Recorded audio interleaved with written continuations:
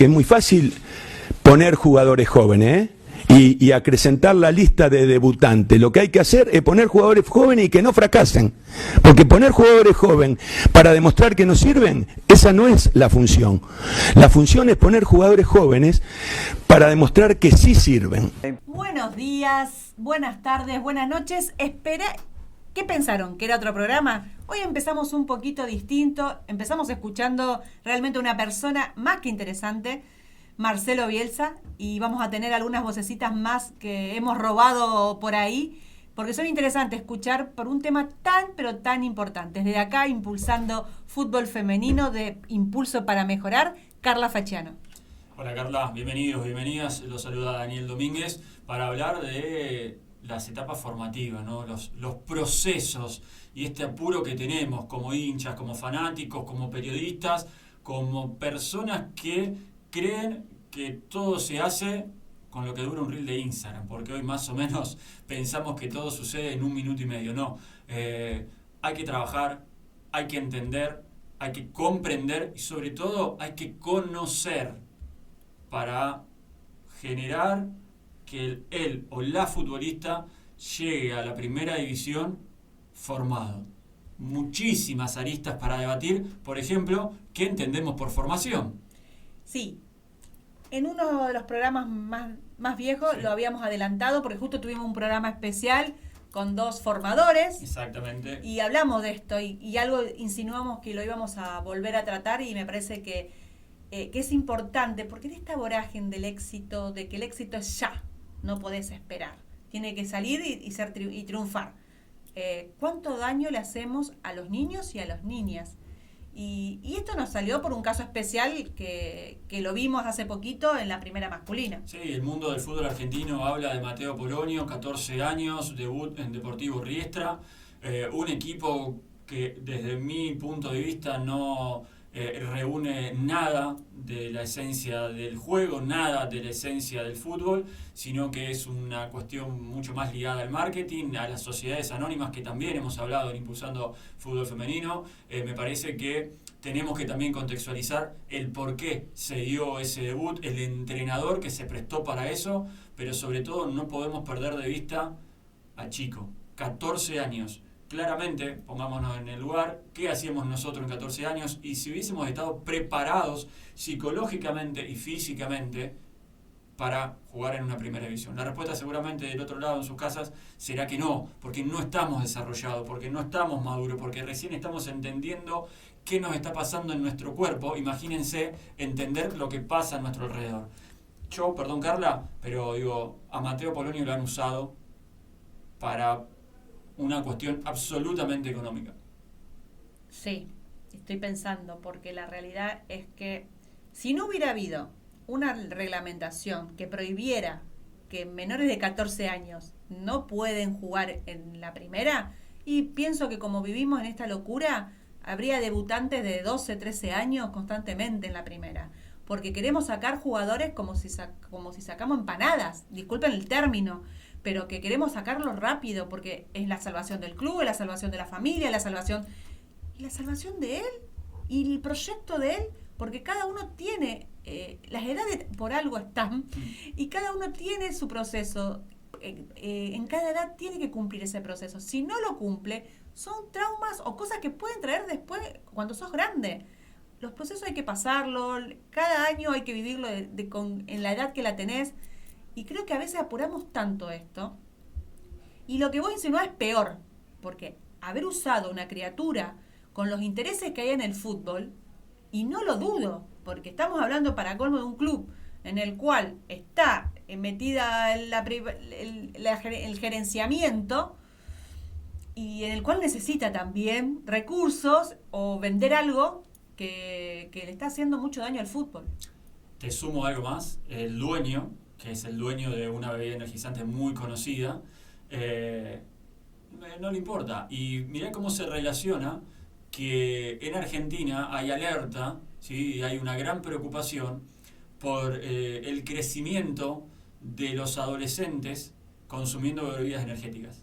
Mira. Mirá cómo se une todo. ¿Cuántos años dijimos que tiene Mateo Polonio? 14. ¿En qué club debuta? En el dueño de esta bebida energizante, que mientras están jugando un partido hay una DJ pasando música, los jugadores salen tomando esa bebida energizante. Después podríamos hablar con un nutricionista si es conveniente antes de jugar un partido, pero no les importan los resultados como no le importa a Mateo Polonio. Fíjense cómo le va a Riestra en la tabla de posiciones, ya está. Ellos están vendiendo bebida energizante a través del fútbol o vendiendo otras cuestiones que nosotros no sabemos a través del fútbol y a través de niños, porque lo que hicieron con Apolonio es una atrocidad. No estaba preparado, no está preparado como no lo está ningún chico de 14 años y se prestó a un entrenador. Y a mí eso me jode mucho también, porque yo trabajo con los entrenadores y me jode que se lleve a ese lugar al rol del entrenador.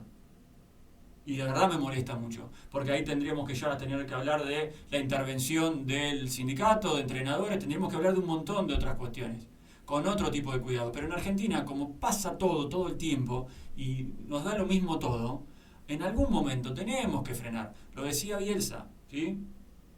No es debutar por debutar. Lo comentaste vos recién, Carla.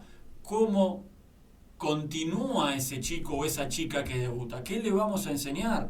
¿Cómo termina su carrera? Hay un caso paradigmático en Bolivia. Un nene de 12 años debutó porque su papá era el entrenador. Ese nene, hoy ya con 22, 24 años, desde aquel debut a hoy, tan solo pudo jugar 10 partidos. Está prácticamente retirado, está jugando a nivel interno, digamos, a manera amateur, quiero decir, a nivel interno, pero le arruinaron la carrera por hacerlo debutar a 12 años. El papá, a diferencia de lo que pasa acá, el papá fue suspendido de por vida por lo que hizo. Bien. No puede dirigir. Por lo menos hay una acción. Una acción que demuestre que lo que pasó estuvo mal. Una acción, ¿sí? Y ese chico, repito, hoy con 22, con 24 años, en 10 o 12 años tan solo pudo jugar 10 partidos. Ojalá, es el deseo absoluto desde Impulsando Fútbol Femenino, que no sea lo mismo para este chico de Riestra, que pueda tener la carrera o que pueda hacer lo que tenga ganas de hacer él sin que lo obliguen, porque si mañana Mateo dice no juego más a la pelota porque yo decido no jugar a la pelota y voy a ser el mejor contador, arquitecto o empleado de comercio, lo vamos a acompañar y vamos a estar contentos por lo que él decida, pero ojalá que no sea una estadística este chico. Me gustaría escuchar, creo que son poquitos segundos, lo que dice Pablo Aimar, porque él está en formación y él empezó desde muy pequeño. Claro, palabra autorizada, si la sabe. Muy.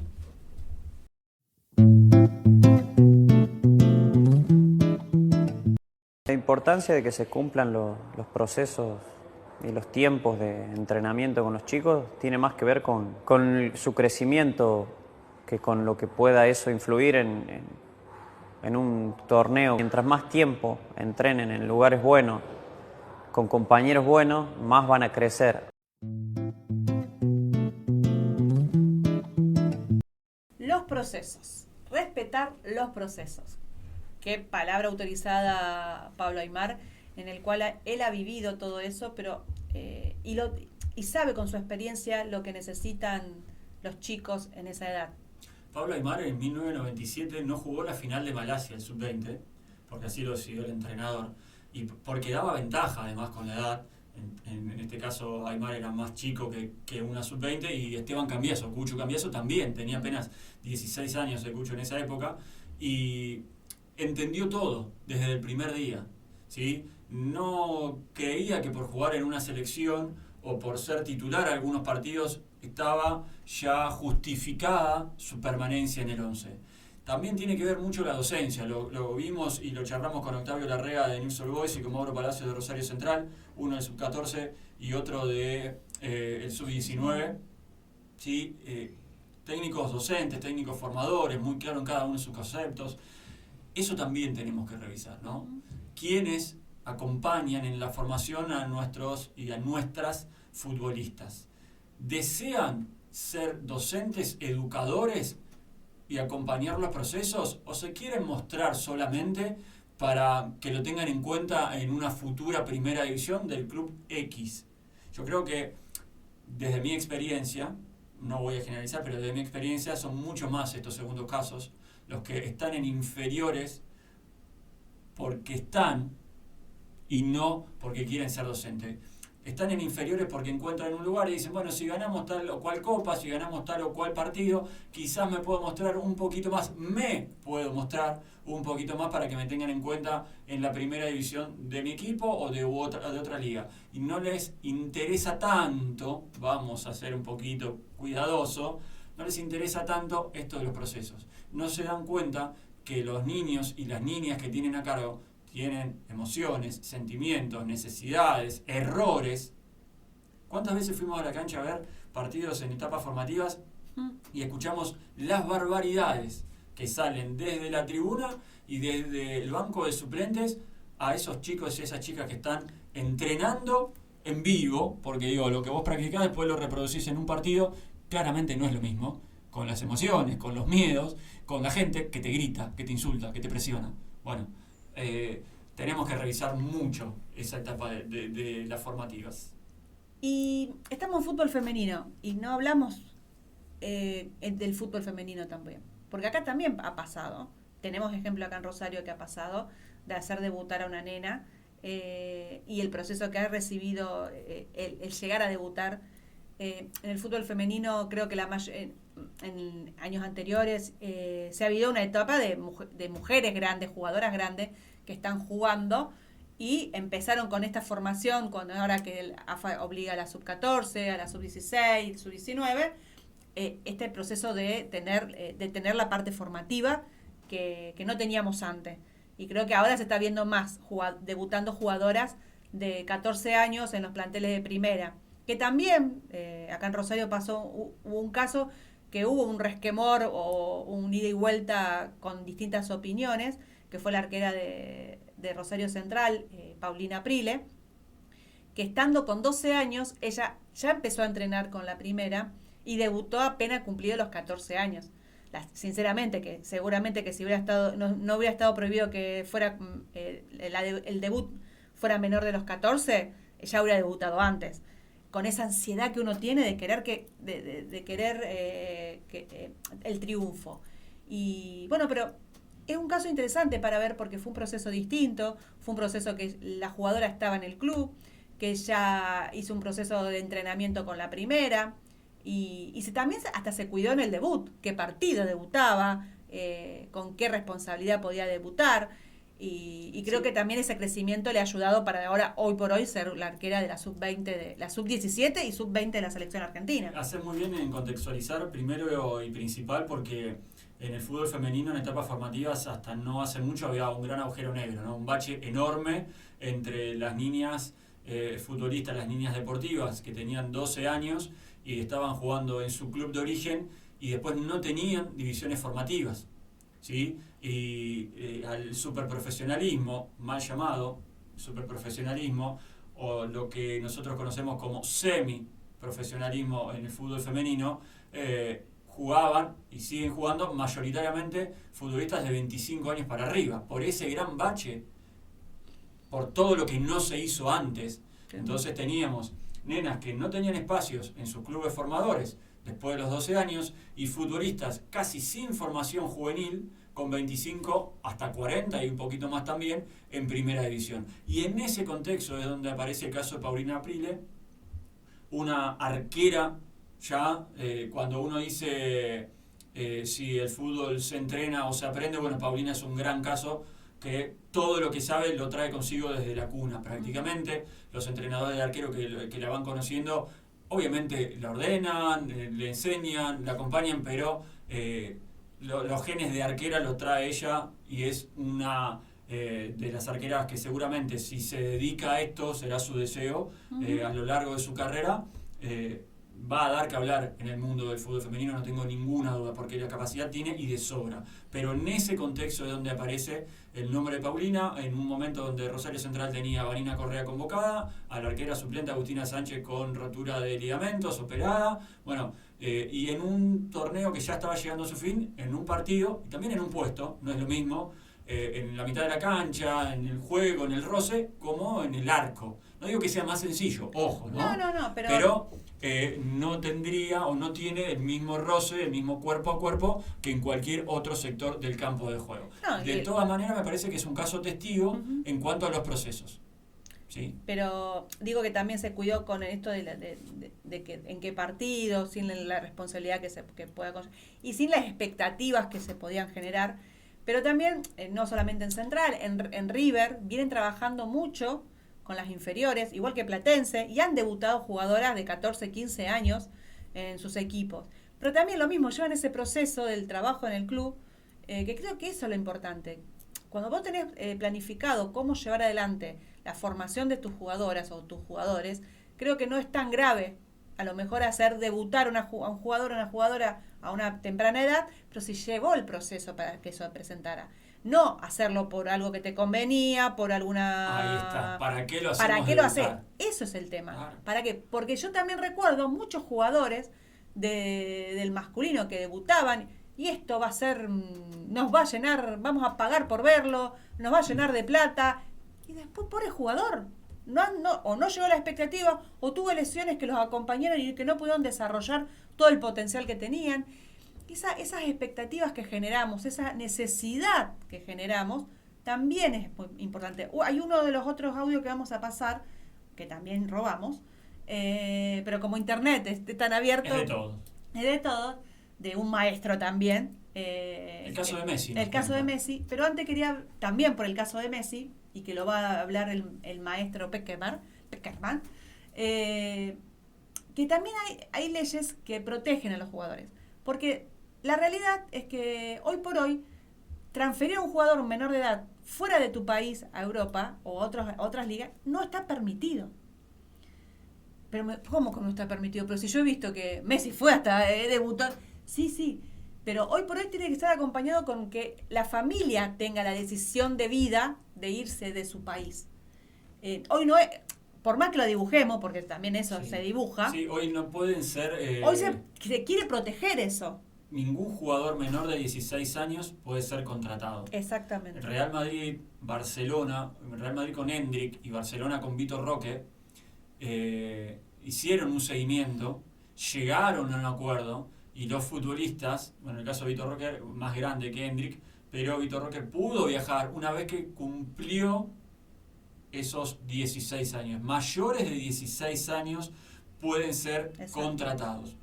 Y también hay una cuestión legal que a los clubes le hace mucho daño, que es la patria potestad. Claro. ¿Sí? Ahí ya FIFA no llega a ese lugar. Pero por lo menos permite, o por lo menos pone esas condiciones en el cual no es la contratación del jugador, sino que la familia o el padre o la madre, si así lo deciden, van a pasar su vida en otro lugar. Pero es un tema muy grave, te sacan del lugar de nacimiento. Desarraigo. Y es todo un tema. Bueno, el caso que vamos a escuchar ahora, que es también un par de segundos, que escuchemos a Peckerman, va a hablar de Messi en su debut en la selección argentina. Mundial 2006.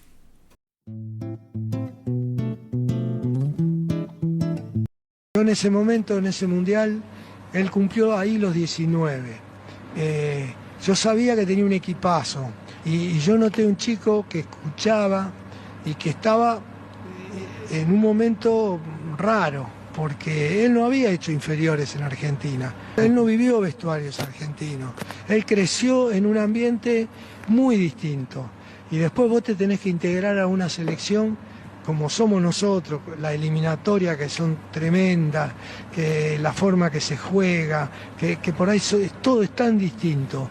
Entonces yo le hablé claramente, le digo, mirá, yo sé que en este mundial vos tenés una capacidad y vos vas a ser el mejor jugador del mundo, pero este mundial todavía no va a ser el tuyo.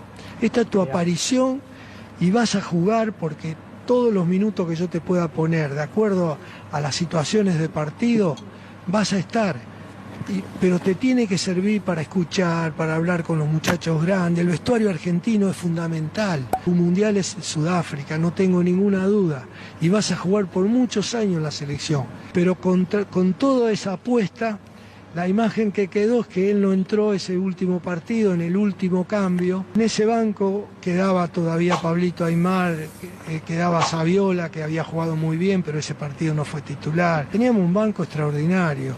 Y estaba Cruz, que nos daba en esos minutos algo que para como esos 15 minutos iban a jugar, era clave. Y bueno, la apuesta es muy difícil predestinar si podía haber cambiado la historia. Después el resultado te castiga, lamentablemente no lo podemos cambiar. Qué placer, qué placer. Bueno, los tres que escuchamos hoy es un placer. Realmente Bielsa, Aimar, Pekerman, es un placer. Pero fíjate lo que decía. Él sabía que era su mundial, pero que necesitaba que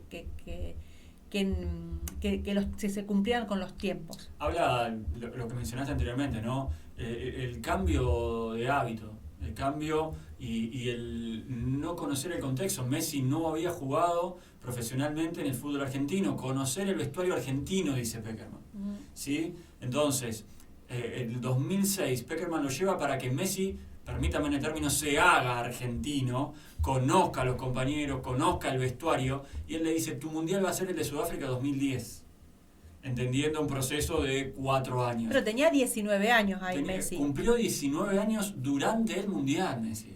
Y vos decís, bueno, pero estamos hablando de 14, 19. No, es el contexto. Claro. Messi nunca jugó más que en las inferiores infantiles. Infantiles de Newell's, inferiores de Barcelona, porque exacto, recordemos también que la aparición de Messi en primera del Barcelona se da cuentagota de 2004 a 2006. Y el 2006 no fue un buen año para Messi por la lesión que, entre otras cosas, le impide jugar la final de Champions de ese año. Entonces, también, repetimos, y sin querer ser cansadores, los contextos, los procesos, el acompañamiento, el entender, y también, como decía José Pekerman, ¿no? Uno no tiene la bola de cristal, no sabe qué va a pasar mañana. El hecho de que hoy nosotros, conociendo la historia final de Messi, podamos decir, ¿por qué no puso a Messi contra Alemania de 2006? Es completamente injusto. Totalmente. Completamente injusto. De hecho, no miremos para otro lado, porque hasta Qatar 2022... a Messi, seamos sinceros, la mayoría de, no sé si de nosotros, pero la mayoría del mundo futbolero lo insultaba. Que no es argentino, sí, que no es argentino, que si canta, si no canta el himno, si siente la camiseta, si no siente la camiseta, que no ganó nada, que esto, que aquello, que nunca va a ser como Maradona. Bueno, después de Qatar todo cambió, ahora lo amamos todo Messi dio, bla, bla, bla. Pero también revisemos un poquito y no seamos injustos. Entre otras cosas, con un grande, con un maestro de la formación como José Néstor Pekerman, que por algo hizo lo que hizo en ese 2006. Y aparte, él venía también de la formación de la selección argentina. Cambió la estructura del fútbol juvenil. Totalmente. Argentina venía de ser expulsado del Mundial 91 como está Samerlo como técnico, con un papelón enorme que termina en las trompadas, suspensiones de Juan Snyder, de Pellegrino, en ese equipo estaba Leo Díaz, Pochettino, Walter Paz, Claudio París, jugadores que trascendieron en el fútbol argentino, muy buenos todos, pero hicieron un gran papelón. En el 91 se agarraron a trompadas, así terminó Argentina, y Argentina fue suspendida para el Mundial Sub-20 del 93, no pudo participar. Pekerman presenta un proyecto, es elegido por sobre, entre otros, Greenwald, Carlos Timoteo Greenwald, es elegido por sobre Greenwald, y cuando no contaba con la aprobación de nadie, y ahí otra vez no miremos hacia otro lado porque lo criticaban y mucho a Pekerman porque era desconocido, venía trabajando en las inferiores de Argentinos Juniors, Pekerman cambia el fútbol juvenil argentino, no solo por los títulos del 95, 97, 2001, sino por la cantidad de jugadores que formó. ¿Sí? Yo, por ahora, una de las pocas cosas que tengo es memoria. Si quieres, repasamos todos los equipos del 95, del 97, del 2001, entre otros. Ya lo escuchamos a Aimar. En ese 97, el técnico campeón del mundo, ese que ustedes hoy en Argentina adoran, fue formado por Pekerman. ¿Sí? Lionel Scaloni jugaba de volante por derecha, o de interno, como se dice ahora, en la selección argentina campeona de Malasia. Le hizo un gol a Brasil en los cuartos de final. Entonces, me parece que algo sabía Pekerman. Pero somos muy exitistas. Todo el tiempo. Queremos al bocón, queremos al que grita, queremos al que triunfó algo esporádico. Somos muy exitistas. Y nos aprovechamos de un pibe que juega bien o de una piba que juega bien para ver si podemos sacar plata. Exactamente. Y ese es el meollo de esta charla que tenemos hoy. La preocupación que tenemos que tener en la formación de nuestros niños y niñas. Porque no dejan de ser niños y niñas que juegan a la pelota. Entonces, que después sea la elección, como decías, si Paulina decide seguir su carrera de futbolista, que sea una decisión de ellas ya de adultas, de jóvenes que deciden continuar con esa carrera. Pero hoy a su edad, a los 12, a los 14, a los 16, es un juego. Y deben ser formadas en ese contexto. Absolutamente. De juego. El profesionalismo viene después. Sí, y no olvidarse del disfrute, no olvidarse de la diversión, porque si le sacamos eso, el fútbol no tiene sentido. Totalmente. ¿Sí? El fútbol es un juego para divertirse y para pasarla bien. Lo que vemos en la tele no es fútbol, es el negocio del fútbol. A las pibas y a los pibes no le saquen el juego. Tal cual. Así que bueno, hoy realmente un programa muy lindo. Sigo, como lo dije anteriormente, en otro programa. Qué lindo es hablar de otros temas, pero meternos en el fútbol, en temas que a lo mejor a veces no se debate. Hoy hablamos de Mateo, de un nene de 14 años, porque es un nene. Sí. No nos olvidemos de eso, es un nene. Que ojalá tenga todo el éxito del mundo, que pueda disfrutar lo que está haciendo y que pueda triunfar, pero no nos olvidemos que son niños y que los clubes tenemos que tener la responsabilidad, los mayores, los formadores que estén a cargo, de cómo llevar ese camino que tienen. A no apurarse y a seguir escuchando e impulsando fútbol femenino. Chao, nos vemos. Nos vemos.